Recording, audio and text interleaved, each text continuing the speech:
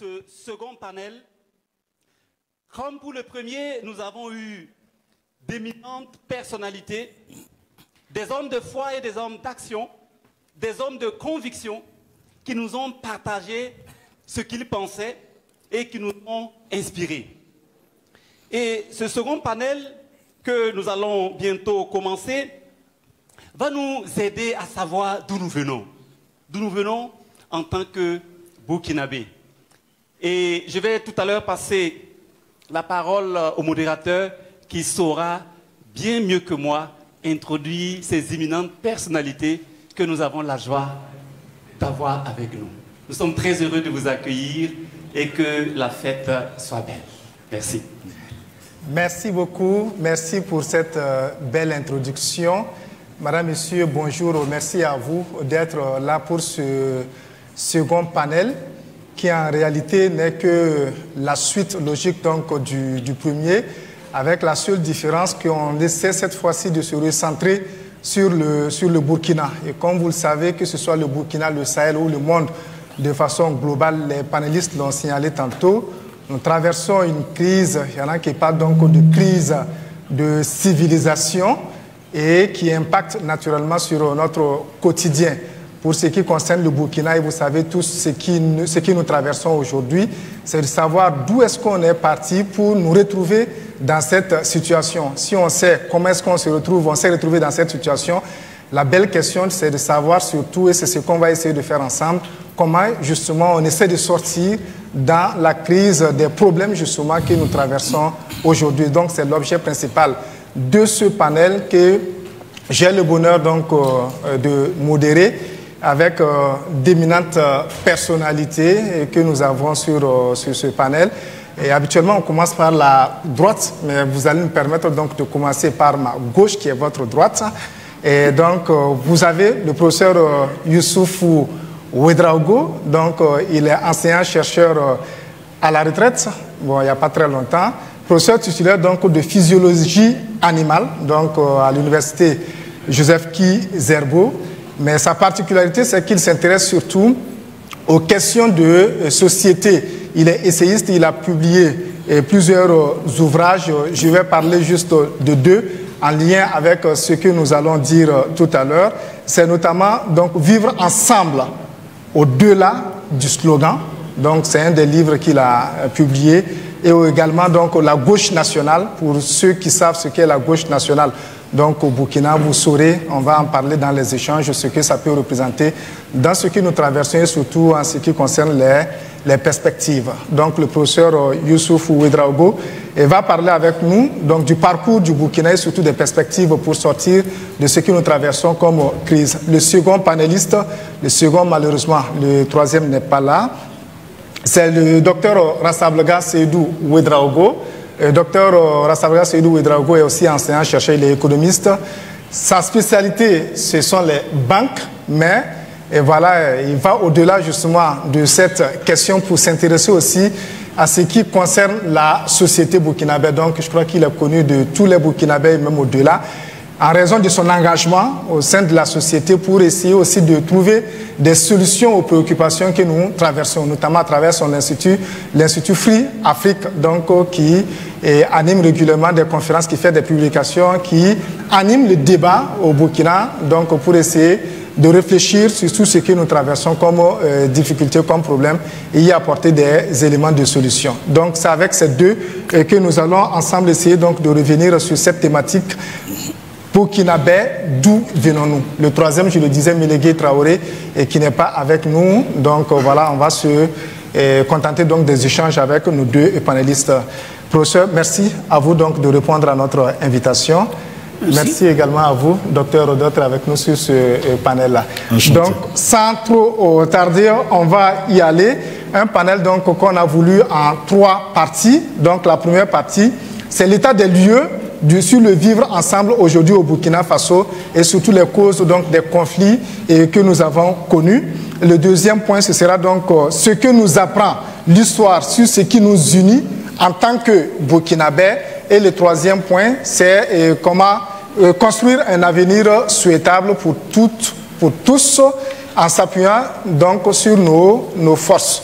Voilà donc les 3 axes autour desquels va s'articuler ce panel. Donc pour le premier élément, le professeur, je disais tantôt, vous êtes enseignant-chercheur, vous vous occupiez à l'université donc de la physiologie animale, mais vous avez aussi un parcours militant très riche, et ce qui justifie d'ailleurs, on va peut-être en parler, votre suspension. Donc au niveau de l'université, vous allez vous retrouver ailleurs pour poursuivre vos études. Quand on parle du Burkina, qu'est-ce qu'on doit retenir des grandes étapes justement de notre parcours en tant qu'État aujourd'hui? Merci M. Paré, et merci à la Fabrique de me donner l'occasion de partager un peu quelques réflexions. En termes de parcours de notre pays, et ce pays, enfin je l'ai dit dans le premier, ce pays est vraiment, il y a une théorie qui dit que chacun est un, il n'y a pas la théorie des monades.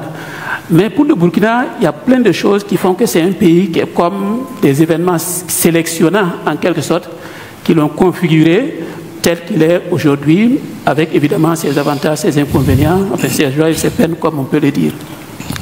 Et déjà, pendant la période coloniale, la Haute-Volta a été la dernière colonie constituée dans la zone. C'est-à-dire qu'on a pris un peu des colonies existantes pour constituer la colonie Haute-Volta.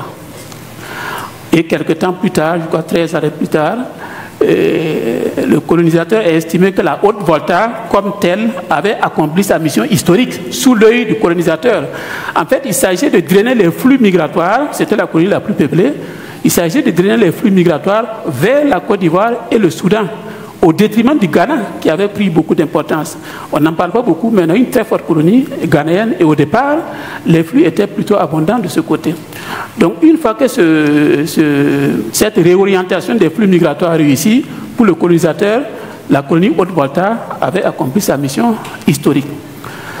Erreur, parce que quand même, en 13 ans, il s'est constitué une sorte d'état d'esprit, une sorte de sentiment d'appartenance qui s'est constitué autour de leadership, bien sûr intéressés, mais quand même autochtones, qui se sont battus pour reconstituer la colonie Haute-Volta avec succès du reste. Et ça, c'est déjà une particularité qu'on ne rencontre pas, enfin, je ne sais pas, peut-être dans d'autres espaces, mais en tout cas dans la sous-région, on ne va pas le rencontrer. Et même que pendant la première guerre Haute-Volta et Mali, les Mali, enfin, il y a une autorité malienne qui a dit qu'en fait, on a créé la Haute-Volta pour donner un poste à un colonisateur. C'est comme si on crée une province pour récompenser un ami. C'était un peu comme ça. Donc ça veut dire que probablement dans certains, à l'époque, plus maintenant, et dans leur esprit à l'époque, enfin, la colonie, c'est comme si elle n'avait pas le droit d'exister en tant que enfin, la colonie, c'était plus la colonie, c'était la République de la Haute-Volta à l'époque, n'avait pas le droit d'exister en tant que telle. Donc ça justifiait un peu leur propension au niveau des frontières. Maintenant, après les indépendances, bon, il y a eu aussi quelques particularités. C'est le seul pays où 6 ans après les indépendances, il y a eu un soulèvement populaire qui a suffi à renverser un chef d'État. Ce n'était pas un coup d'État initié par l'armée, c'était un soulèvement populaire qui a renversé le pouvoir et qui a demandé à l'armée de venir prendre le pouvoir. Mais est-ce que justement il y a des éléments, je ne sais pas, historiques ou bien liés à la nature de la population burkinabé justement qui justifient cela? Parce que plus tard on va le voir, il y en a qui ne tardent pas à dire que en fait, c'est comme si le Burkinabé se caractérise par la révolte, par l'insoumission ou bien le rejet, je ne sais pas, de la domination.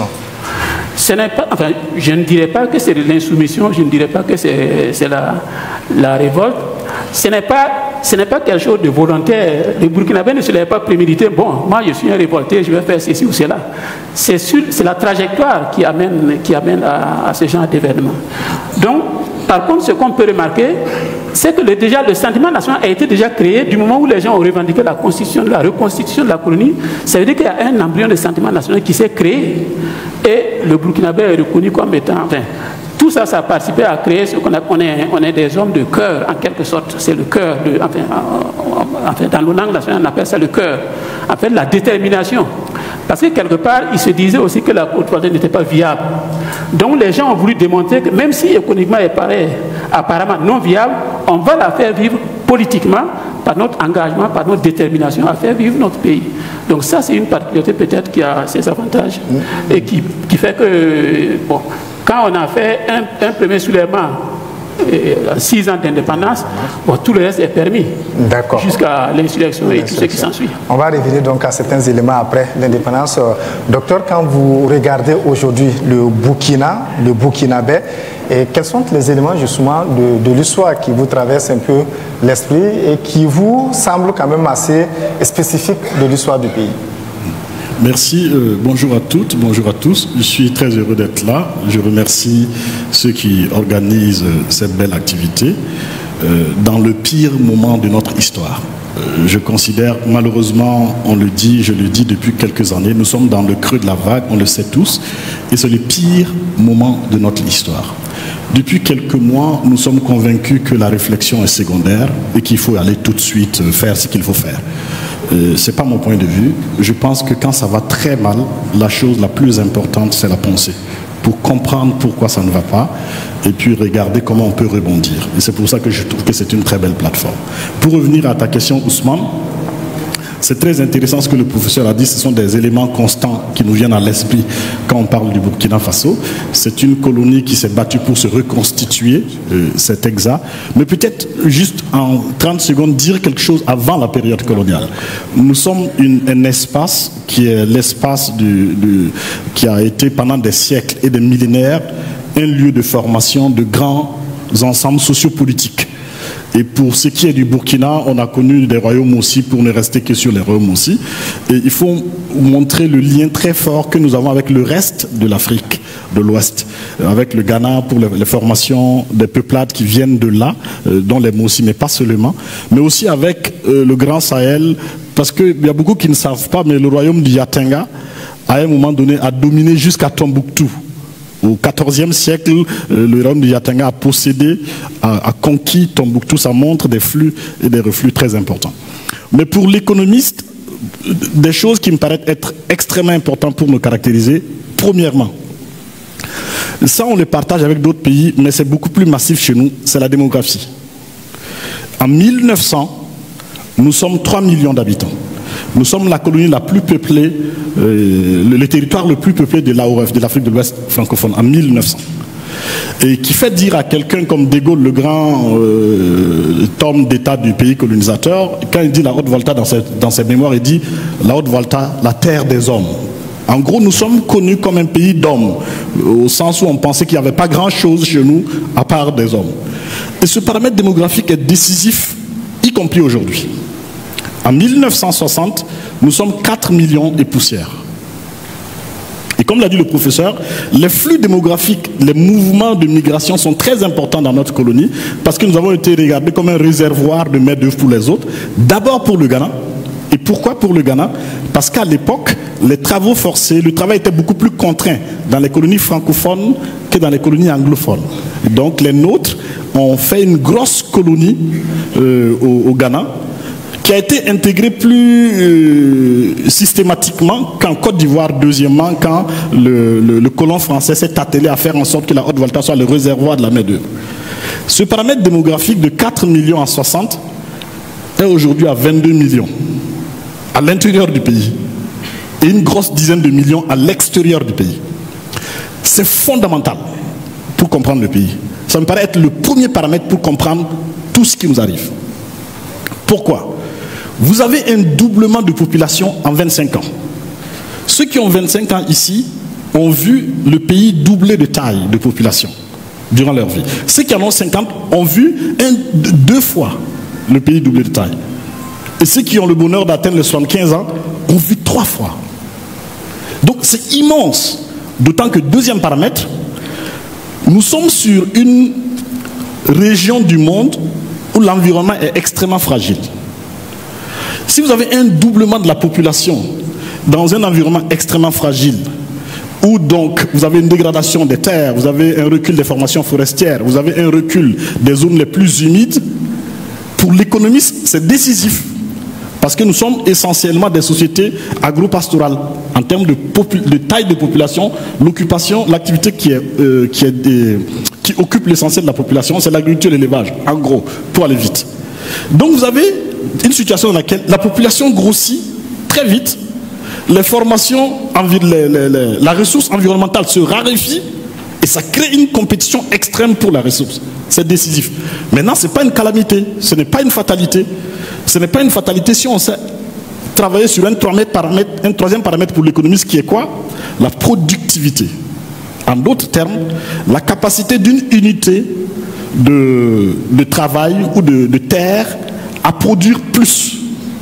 Avec le même hectare, on devrait être en capacité de produire plus. Or, il se trouve que sur les 60 dernières années, pour l'essentiel, la productivité a stagné.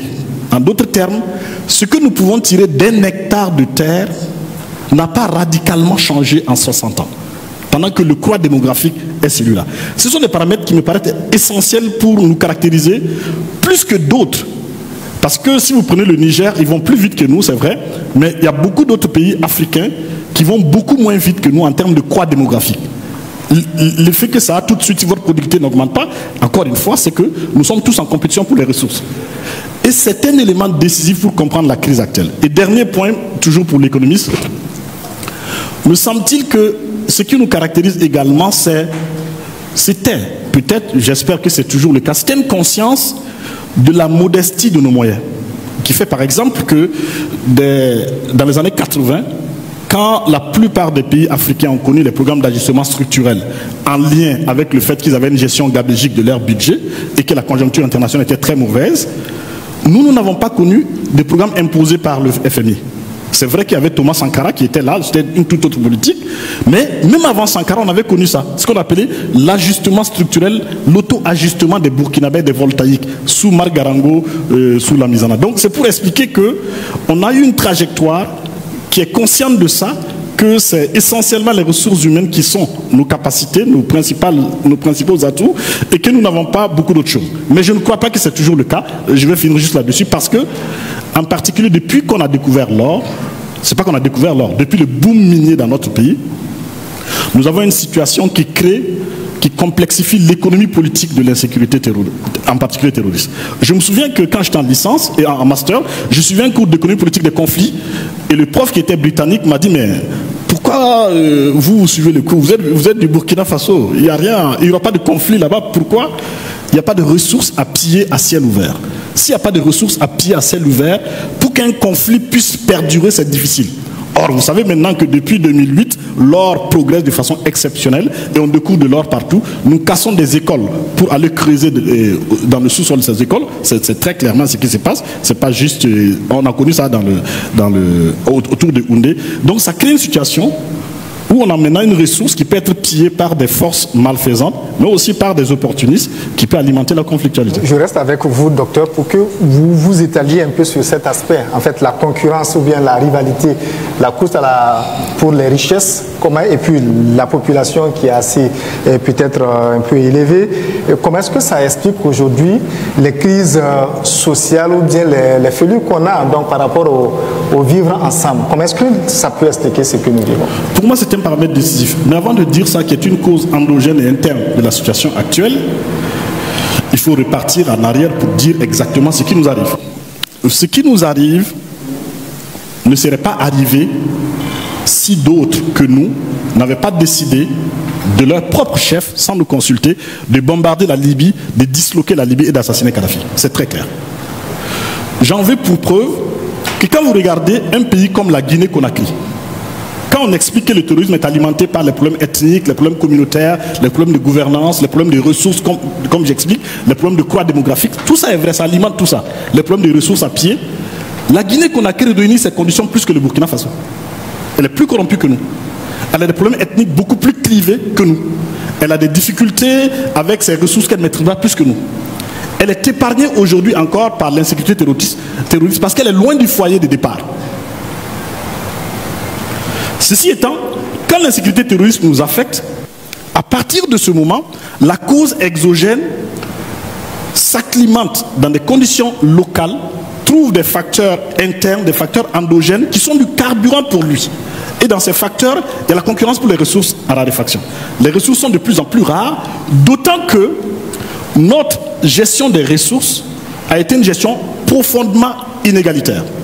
Un travail de recherche de Free Afrique, je pense de 2020 ou 2019, mon collègue Mamadi pourra me dire exactement quelle date, montre très clairement qu'au départ, les régions qui ont été les cibles, les principaux épicentres de l'insécurité terroriste étaient les régions où l'État était le plus faible, en termes de, donc étaient les plus défavorisés en termes d'accès au bitume, d'accès à la santé, d'accès à l'éducation. La région de Sahel et la région de l'Est. Aujourd'hui, les métastases progressent partout, mais très clairement, on est dans une situation où on sait que le terrorisme a à voir avec l'orpaillage, a à voir avec le pillage et le trafic d'or qui l'alimente. Donc c'est des ressources que les gens cherchent. Très clairement, on sait que beaucoup aujourd'hui ciblent des populations nomades, pour parler crûment, ciblent des peuls, parce qu'il n'y a plus de terre et parce qu'ils veulent leur bétail. Donc ce sont les enjeux majeurs qu'il faut comprendre. Et c'est pour ça que je crois qu'il faut ramener une compréhension de cette crise, qui soit une compréhension beaucoup plus circulaire, qui puisse permettre de comprendre la dimension religieuse, la dimension économique, je viens d'en parler un peu, mais aussi les dimensions militaires, de comment la réponse militaire de l'État est excessive ou n'est pas assez suffisante, et ainsi de suite. Mais c'est un élément sur lequel je tiens parce que j'ai le sentiment, moi, que depuis longtemps, nous sommes dans une vision très restrictive de cette crise, qui consiste simplement à être d'accord que c'est parti de la Libye et à s'en arrêter là, pour dire que c'est l'extérieur qui est le problème. Ça ne résoudra pas le problème.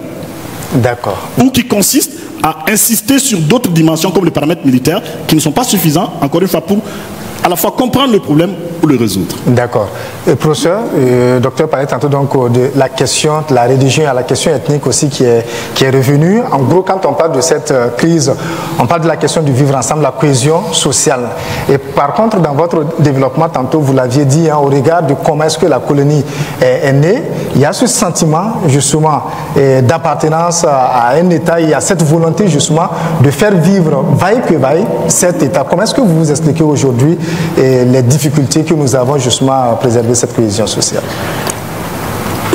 Parce que ce sentiment national a été un peu progressivement lézardé en quelque sorte. Bon, je ne parle pas de profondeur, hein. Bon, c'est toujours surmontable. Et si vous vous souvenez, en fait ça a commencé avec la lutte contre le grand banditisme. Ces fractures-là. Parce que déjà à l'époque, il y avait tout ce qu'on entendait aujourd'hui était déjà entendu. Bon, ça n'avait pas la même résonance parce qu'il n'y avait pas les réseaux sociaux, il n'y avait pas tout ce qu'on pouvait avoir. Mais il y avait déjà cette stigmatisation d'une communauté relativement à la lutte contre le grand banditisme. Bon, ça s'appuie sur des préjugés, les préjugés qui nous ont nourris depuis qu'on est enfant. Et plus le préjugé est inculqué quand on est jeune, et plus il perdure. On a toujours des réflexes qu'on ne peut pas faire, même si on ne croit pas à certaines choses, à cause de ces préjugés.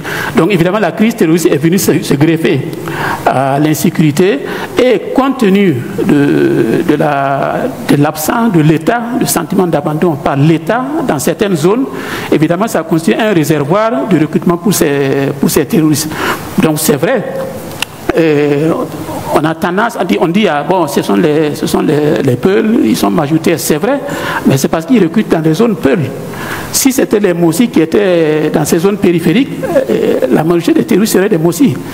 Donc la dimension ethnique, évidemment, on ne peut pas la négliger, mais ce n'est pas le principal, on ne recrute pas quelqu'un parce qu'il est spécialement Peul, parce qu'il est à proximité et parce qu'en lui, il a un sentiment que sa zone a été abandonnée par l'État. Et je vais parler d'un exemple historique qu'on a oublié, l'histoire de Tambao. Après le redressement économique de la Haute-Volta sous Garango, la Haute-Volta avait l'argent pour faire le projet Tambao, y compris le chemin de fer sans prêt. Il y avait l'argent et l'extrême qui permettait de le faire sans prêt. Mais les gens ne l'ont pas fait. Acheter des Cadillacs qu'on a ensuite rebazardés. Mais imaginez un peu, on n'a pas de contrefactuel, mais imaginez un peu si ce projet Tambao avait été fait dans les années 70.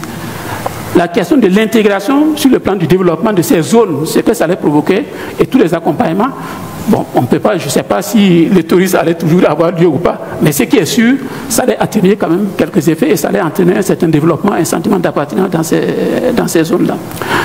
Parce que de toute façon, ce qu'il faut qu'on garde clair à l'esprit, c'est que il faut, la nation, dans une nation, on ne peut pas sanctionner quelqu'un pour ce qu'il est. Parce que c'est une démarche génocidaire. Tu es comme ça, donc on te punit. Mais justement, professeur, vous parlez de nation, mais est-ce que justement, vous avez parlé du sentiment national, est-ce que c'est véritablement ancré chez le Burkinabé? Est-ce qu'on se sent peut-être uni, donc un destin peut-être qu'on doit tous défendre? Est-ce que c'est véritablement ancré?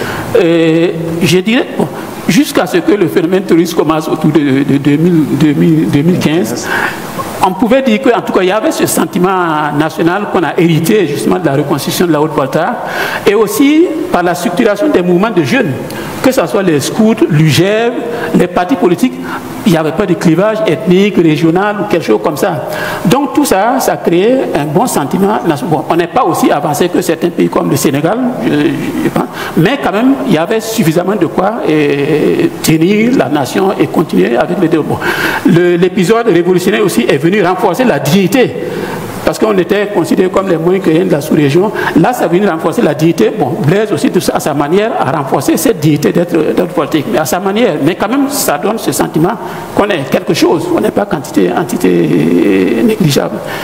Qu'est-ce que je voudrais ajouter encore? Vous parlez donc de l'évolution et puis comment est-ce qu'à un certain moment, les différentes, je ne sais pas s'il faut parler des crises que nous avons connues avec la crise terroriste notamment. Voilà, donc parler de la crise terroriste, donc je dis jusqu'en 2015, c'était quand même acceptable. Maintenant, de 2015 à 2022, c'est dubitatif, on ne sait pas trop. Mais à partir de 2022, c'est clair qu'on ne parle plus le même langage entre Burkinabés. Parce qu'une bonne frange de Burkina, comme on reconnaît très souvent, que la majorité de ceux qui nous attaquent sont des compatriotes. Donc là, ça se complique. Encore une fois, je ne mesure pas la profondeur, je n'ai pas tous les éléments pour mesurer, mais c'est sûr que c'est plus difficile de dire qu'on parle tous, on pense tous nation, quand une bonne partie des compatriotes, même s'ils sont manipulés, même s'ils sont téléguidés de l'extérieur, quand une bonne partie des compatriotes se font complices des attaques telles qu'on le voit contre leur propre pays. Donc, en tout cas, il y a ce problème aujourd'hui. Et justement, il ne faut pas surfer sur ça, il ne faut pas jouer avec ces... Bon, c'est vrai que dans toute situation, épreuve difficile comme la guerre, il y a des folies meurtrières qui peuvent prendre des soldats, il y a des populations compte tenu du désarroi, etc. On ne sait pas ce que ça vaut sur le long terme.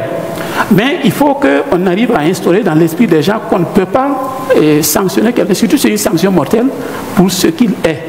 Parce que tu habites tel village, on suspecte des villages de complicité, on vient vous massacrer, ça n'a pas de sens. C'est encore une fois, c'est une logique génocidaire. Et évidemment, le bouquin ne gagnerait pas à aller dans ça. Donc c'est pourquoi ces éléments doivent être... C'est très difficile, hein, on le sait, pour les intellectuels. Quand on prend la parole, souvent on sent comment on est acquis. Mais il faut qu'on y arrive.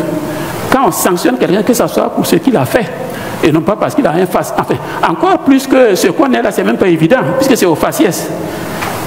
Et dans la zone de Manga à l'époque, il y a un paysan qui avait été lynché, il y avait un conflit agriculteur-peul, il circulait au hasard dans son pays et il a été lynché. Enfin, on peut dire qu'il est mort sans savoir de quoi ça retourne, puisqu'il n'était pas au courant de ce conflit. Mais justement, donc on ne peut pas construire une nation dans cette logique. Quand vous regardez ce parcours du Burkina, est-ce que vous pensez qu'il y a des valeurs sur lesquelles peut-être à des moments bien précis les dirigeants ont travaillé et pour quand même qu'on puisse se sentir Oui, ils ont fait ce qu'ils ont pu avec les failles qui étaient... Bon, maintenant, on parle de plus en plus de populisme, qui était de... Bon, nous, quand on était étudiants, on parlait d'admirer le postérieur du prolétariat. C'est-à-dire, les leaders, ça éclaire. Les leaders, ça ne suit pas la masse. Si ça coïncide avec la masse, c'est bon. Mais si le leader se met à suivre la masse, il n'est plus un leader. Alors qu'il nous faut cette force, parce que ça demande une certaine force que de dire, vous arrivez, vous voyez toute la foule qui dit ceci, et vous avez la force de dire non, ça ne doit pas être ceci. On explique comme on peut, et après l'expérience montrera qu'effectivement ce leadership avait raison. Mais si le leader a peur de la foule, bon, pour des raisons électoralistes, pour des raisons tout ce qu'on veut, il ne peut plus jouer son rôle de leader en tant que tel. Parce que être leader, ce n'est pas uniquement pour la fête et les honneurs. C'est aussi des difficultés qu'on doit affronter.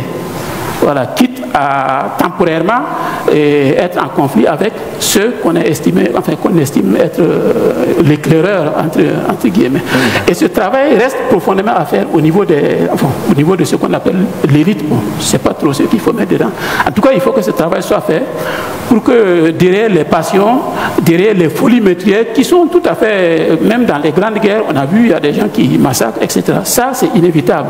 Et ce n'est peut-être pas rédhibitoire, enfin, ce n'est pas une contrainte insurmontable à proprement parler. D'accord, mais il faut que tout le leadership travaille sur ça. D'accord, on va y revenir, docteur, pour parler de valeurs, parce que s'il y a des crises, on se dit peut-être que ça peut être lié à des crises aussi au niveau des valeurs. Est-ce qu'il y a des valeurs justement qui peuvent nous permettre de voir, de regarder dans la même direction et surtout d'être davantage unis?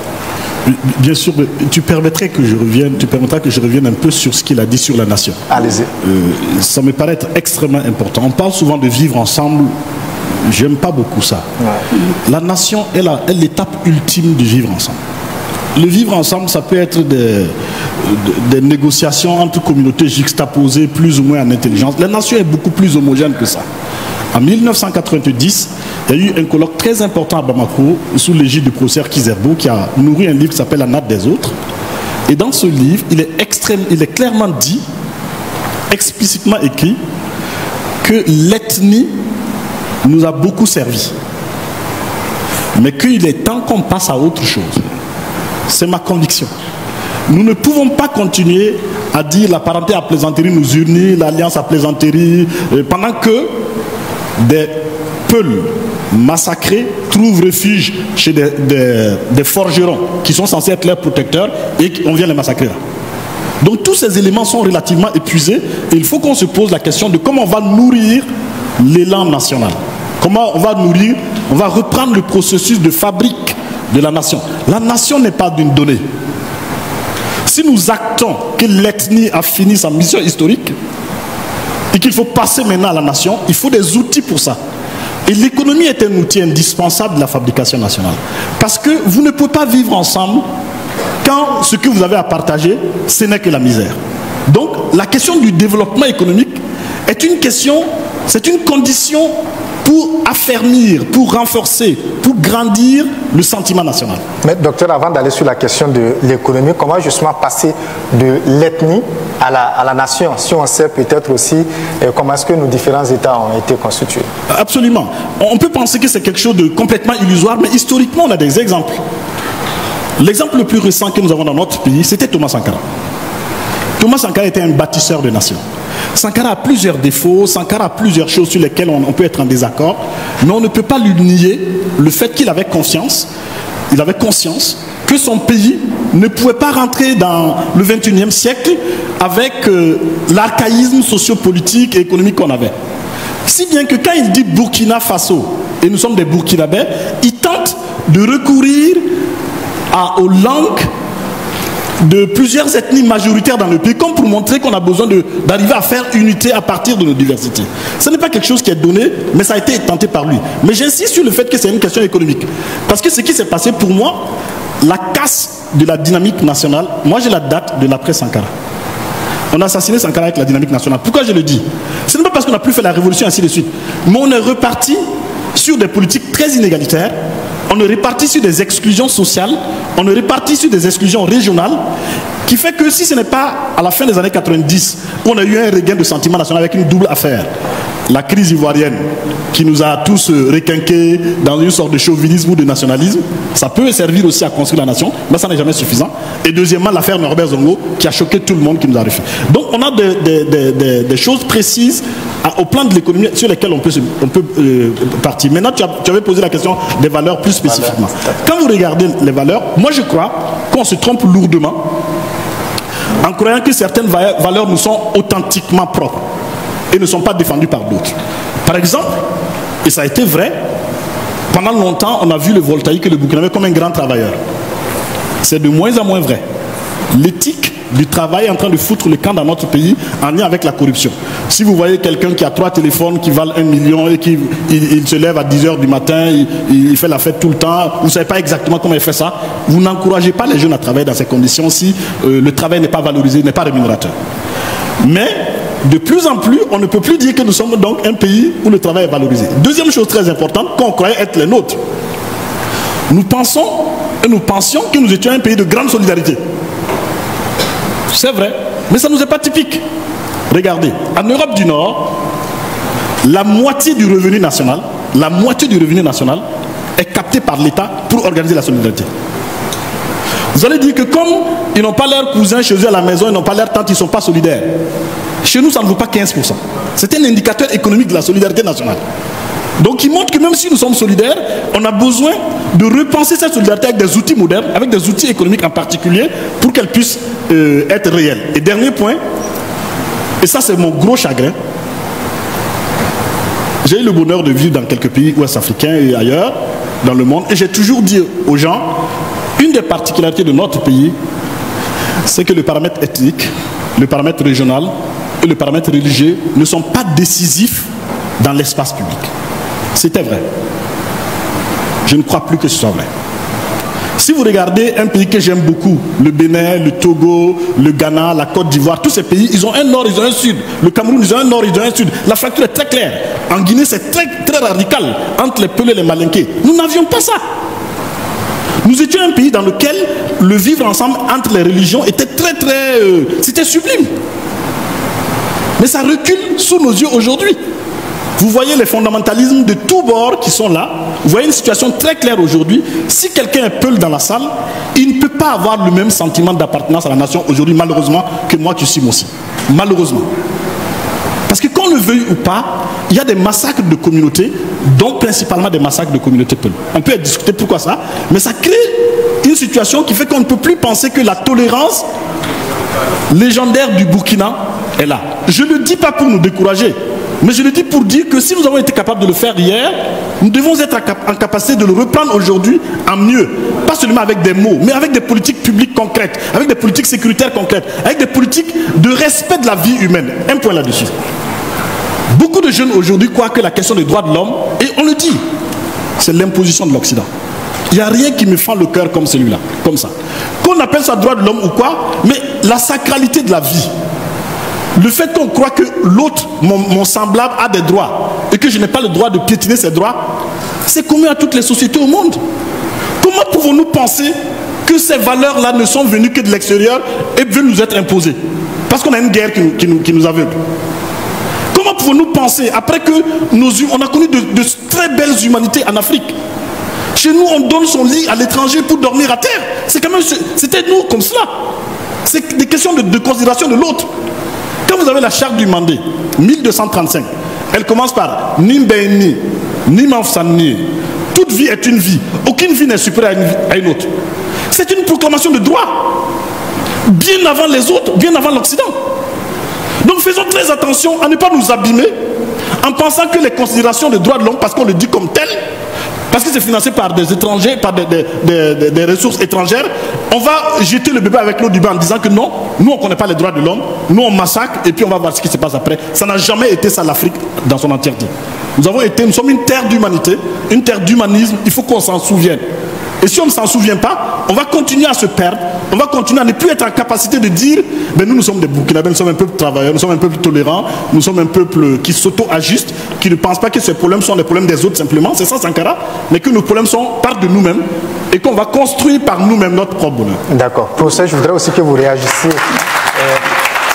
Merci. Merci. Justement, par rapport à ces questions culturelles-là, comment est-ce que vous les appréhendez? Surtout, comment est-ce qu'elles peuvent concourir à nous aider, à nous ressouder, justement, dans le contexte actuel? Bon, je l'ai dit déjà plusieurs reprises, ça veut dire on a des traditions plurielles, on a des systèmes de valeurs pluriels, et il faut clarifier tout ça. Si on veut faire une nation, il faut qu'on les clarifie. Sinon, ça ne peut pas aller. Si vous avez, même si on prend les 20 principales ethnies, vous avez autant de traditions, autant de systèmes de valeurs, autant d'ordonnancements de valeurs, je veux dire. Donc, si on veut faire une nation, il faut clarifier tout ça. Et d'avoir la clarification des valeurs, il faut qu'on se comprenne. J'écoutais à la télé quelqu'un qui présentait, bon, je suis du Yatenga, on est réputé être impoli. Mais ça ne veut rien dire en réalité. Parce que la politesse est une valeur universelle. Maintenant, comment chacun exprime sa politesse, c'est là où il y a une différence. Donc, nous sommes polis, mais notre manière d'exprimer notre politesse, ce n'est pas la même chose que ceux du plateau central. Donc, si vous dites qu'on est impoli, il faut clarifier cette histoire-là pour que les gens se comprennent. Ne pas confondre la valeur politesse qu'on n'arrive pas à détecter chez quelqu'un, la confondre à cette incapacité de détection, à son absence. Ça n'a pas de sens. Les valeurs sont humaines, tout système. Maintenant, comment on les organise, qu'est-ce qui est prioritaire, etc. C'est ça qui peut varier. C'est pareil pour les traditions. Il faut qu'on clarifie tout ça. Malheureusement, ce message ne passe pas dans les milieux formels et même au niveau académique, etc.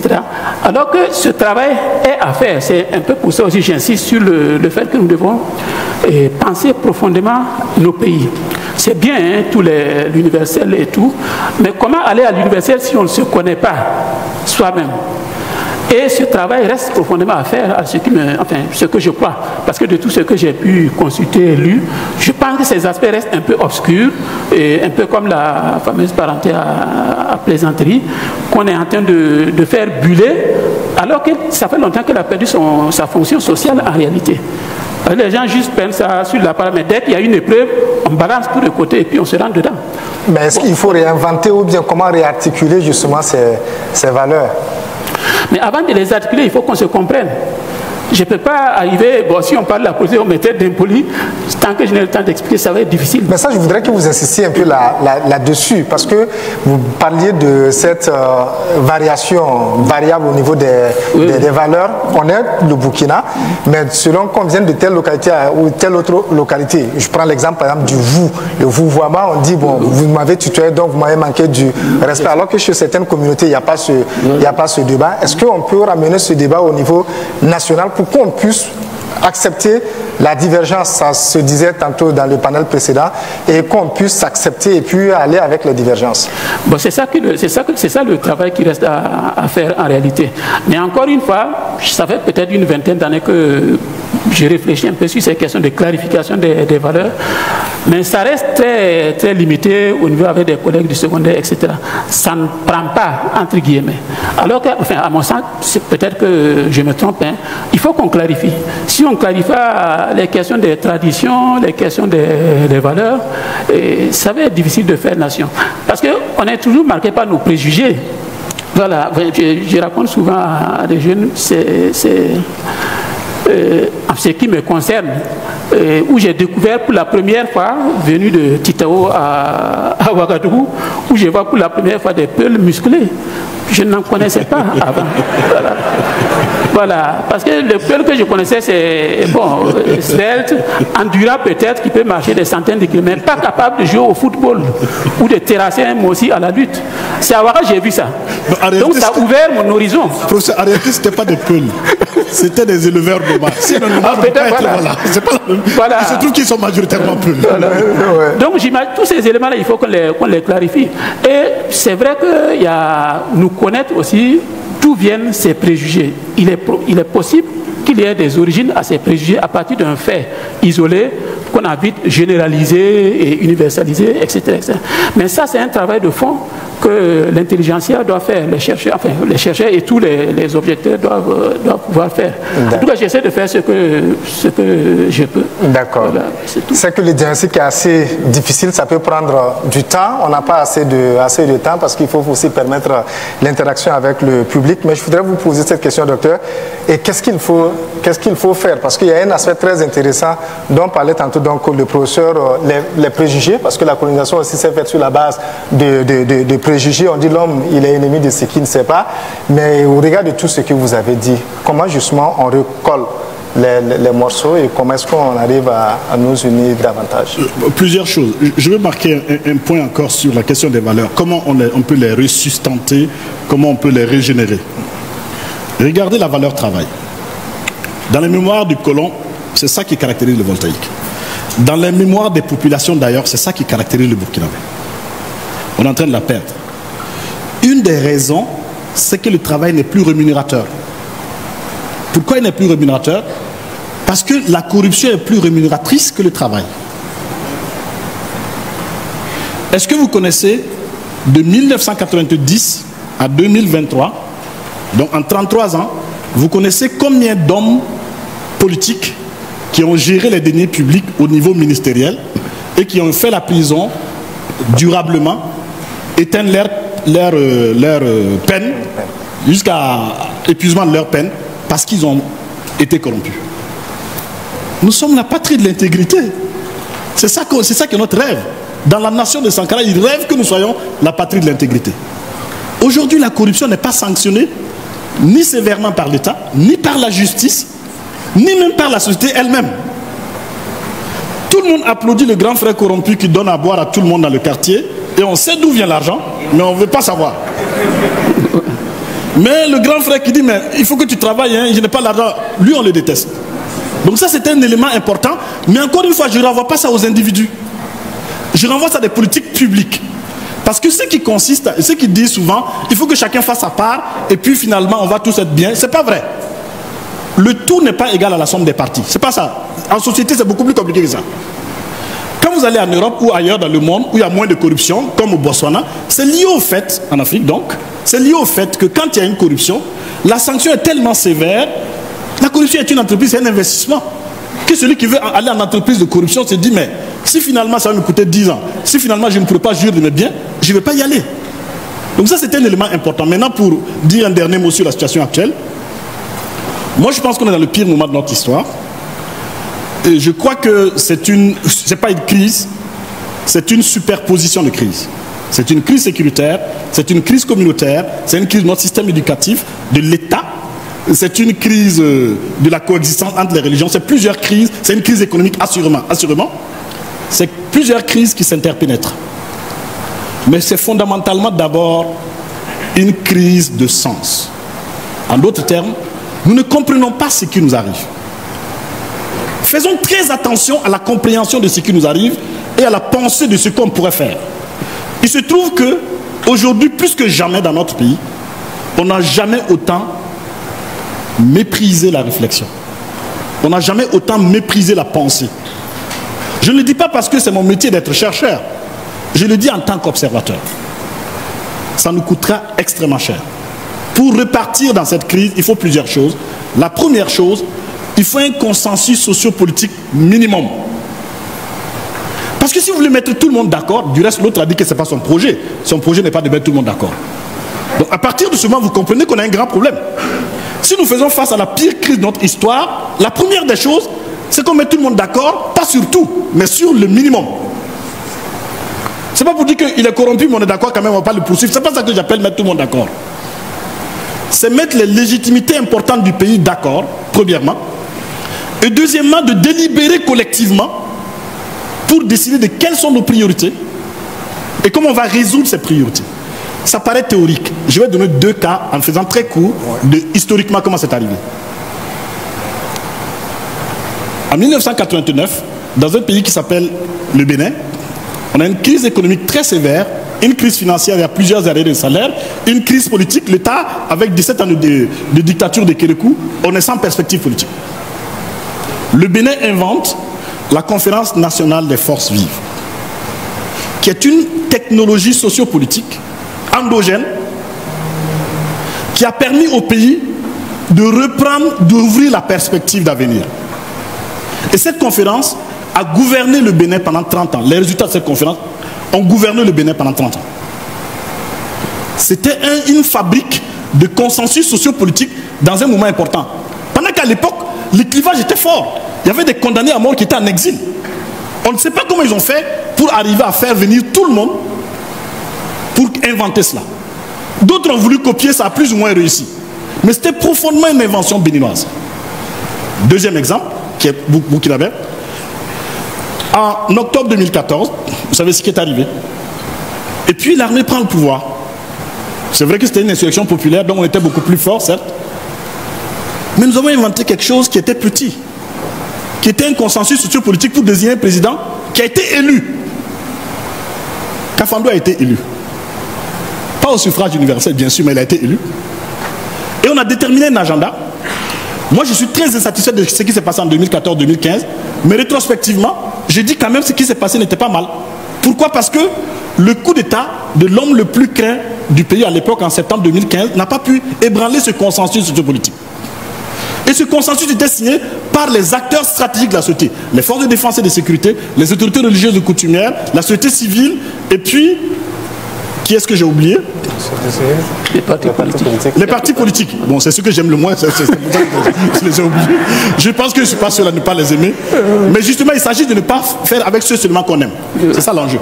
Il s'agit de faire avec les forces stratégiques de la société. Et ce qu'on a peut-être oublié fondamentalement, c'est les hommes d'affaires qu'on a accumulés, qu'on a amalgamés avec la société civile, mais c'était faux.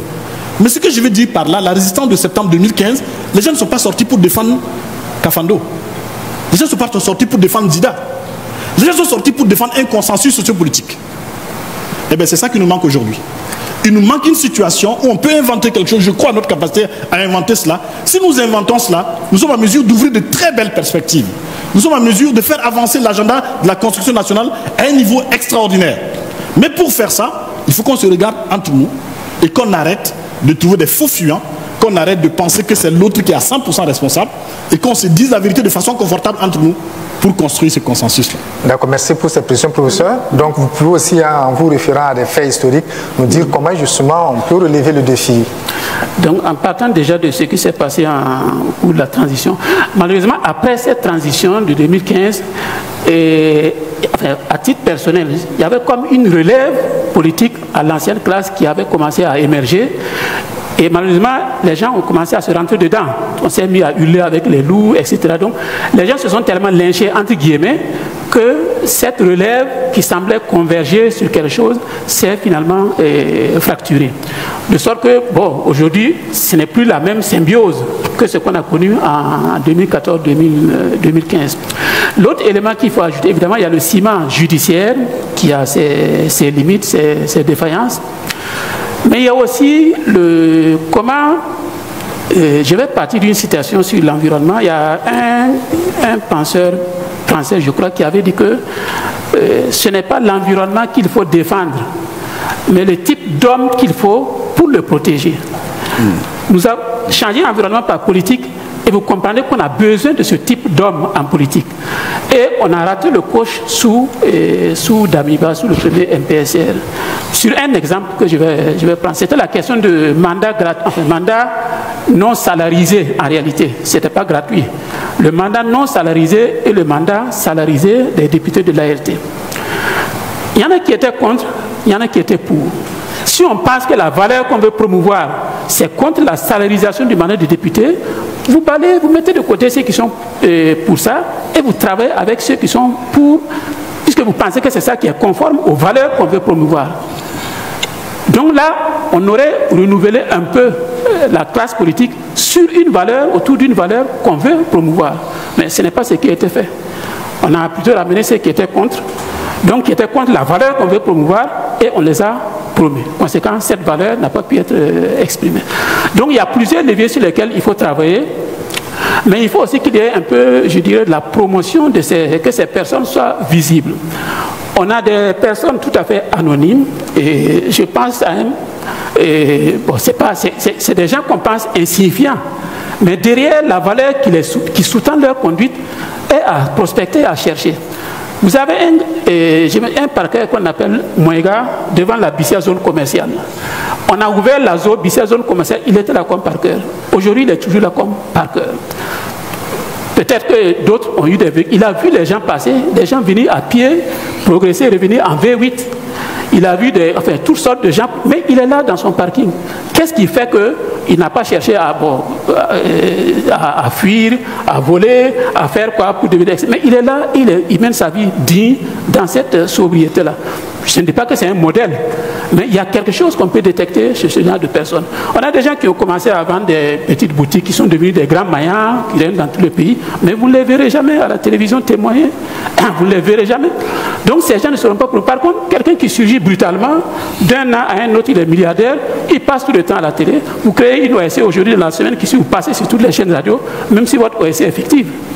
Donc il faut qu'on retravaille ces aspects-là pour promouvoir vraiment ce qui représente les valeurs qu'on veut promouvoir. Si on continue de promouvoir théoriquement des valeurs et dans les modèles qu'on nous présente, tout le monde sait que derrière, ce n'est pas des valeurs, ce n'est pas des valeurs représentatives. Évidemment, ça revient à donner aussi un sens à ce qu'on appelle la réussite. Quel sens, qu'est-ce que ça veut dire réussir? Si on essaie de cadrer un peu ces aspects, peut-être qu'on pourra promouvoir le type d'homme qu'il faut, et en rapport avec tous les autres aspects pour progresser. Voilà. Merci beaucoup, professeur. Il y a encore beaucoup de questions à poser, beaucoup de choses à dire. Malheureusement, je le disais, on n'en a pas le temps. Le modérateur du panel précédent le disait. Et quand il y a des catastrophes, les gens vont chercher, on va chercher des hommes et pas donc l'or qui se trouve donc dans les lieux où il y a ces incidents-là. Donc pour dire que tout revient à l'homme. Donc il faut travailler sur l'homme, certainement qu'on va changer un peu notre monde.